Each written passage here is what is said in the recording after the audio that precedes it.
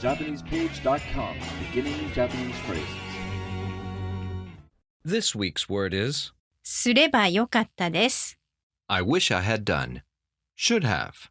Repeat after the speaker. すればよかったです。すればよかったです。すればよかったです。I wish I had done. The すれば is the ba form of する。use すればよかったです。with any する。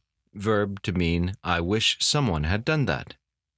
Example sentence. もっとゆっくり運転すればよかったです。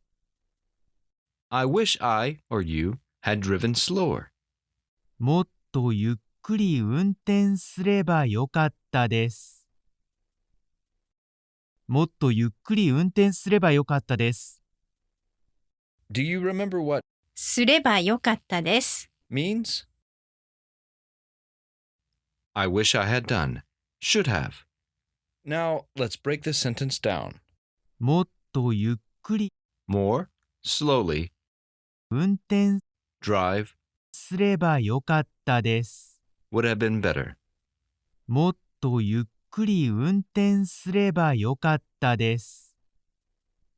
もっとゆっくり運転すればよかったです。それじゃあまたね。